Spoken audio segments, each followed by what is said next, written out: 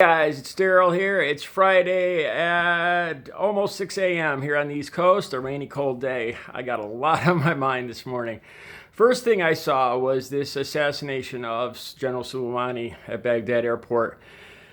And me personally, I got my gut just clenched. Oh my God, this is a bad thing. That's, they always say go with your gut instinct. Well, my gut right away said this is bad.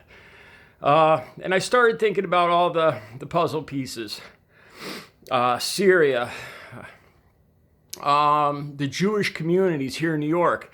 There's been over a dozen attacks, anti-Semitic attacks in this area around here in the Northeast, especially around New York. Over a dozen in the last month or two. And you guys, I'm sure you guys have all heard about the machete-wielding guy that broke in a Hanukkah. As we know, Iranians, they view us and Israel as pretty much the great Satans. So I started thinking, if I was Jewish and even not Jewish, I imagine being on a lot higher alert here. I started thinking, how easy is it for any impassioned person, martyr, to get a knife or whatever and go on one of these sprees. So my gut just clenches thinking of this, seeing as there's already been a dozen attacks before this whole assassination. So I'm listening to Trump's White House talking about he was ready to hurt U.S. servicemen. He was planning, he was right on the verge of pulling off terrorist attacks to kill U.S. servicemen. Now, how exact this is, of course, they have to say this. They can't say, well, he was just going to visit, his buddy in Iraq, and we killed him. They can't say that. You know what it reminded me of? It reminded me an awful lot of George W. Bush and his weapons of mass destruction. We got proof, we got diagrams, we got satellites, weapons of mass destruction. We got to act immediately on this. Everybody's in danger, U.S. servicemen in danger. And we all know how that turned out. That was just an entry ticket to get into that whole Iraq war. That's all that was. So whether or not Suleimani had a briefcase full of documents ready to launch a whole string of attacks on servicemen, who knows? Was he a bad guy? Without a doubt. Yeah, he was a bad guy. He was connected to extremist terrorism, without a doubt, across that whole region. I started to think about this. He is a beloved man in Iran. And I thank Bo of the Fifth Column for laying it all out in his video, this guy, Soleimani's history, because I wouldn't have got that anywhere else. I would not have known how the entire country of Iran is probably mourning and then probably going to go into anger over this. How they view him as their John Wayne, as their George Washington. So I started thinking about this, and it's not really a question of if Iran is going to respond or retaliate, but when, no doubt. And then what's going to happen? They have an incredible missile system that could reach our bases. They hit our bases, all bets are off, and it's just going to quickly escalate into a whole big nasty war, a whole Middle East war with Saudi Arabia, Israel, Syria, Iran, Iraq, everybody jumping in. My heart's pounding right now just thinking about this. My gut tells me it's a bad thing. I was watching Donald Trump talking on his way with his black tie, Mar-a-Lago, talking about this whole situation, and it struck me, his method of diplomacy. It basically is no different than a 15-year-old boy in high school.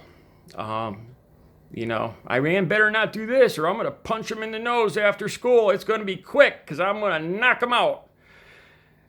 His tweets. And this is what we have now for our president, for our international diplomacy. Basically a 15-year-old boy with all the bravado and bluster of a teenage boy. And he tweets, to me, his tweets sound very similar to an angry teenage girl calling everybody names. Don't get me wrong, I'm not putting down teenage girls. No, I'm not putting down teenagers. it just reminds me of situations that I remember from 40 plus years ago. But anyway, yeah, there's no element of surprise. What are some of the elements of surprise, like for a good, successful attack or altercation? Is usually what? Surprise, intent, the hardness, the volume of violence, and the continuation of that violence. Hard, fast, and continued hard. But surprise being one of the main elements. And with Donald J. in the White House, there is no surprise. With his bravado, his 15-year-old bravado, it's going to be quick and hard, and we're going to knock them out. And they better not, because they're going to get it. I'm going to teach them a lesson after school. To me, that's exactly what Donald J. Trump sounds like. There's no, you would think they would sit in a room, an operations room, and they'd talk it out with experts, and they'd keep it under their hat, because what good is it? Leaking out a little information here and there or misinformation is standard tactics, but just going on TV and babbling like a 15-year-old boy all high on testosterone is not really my view of good international diplomacy.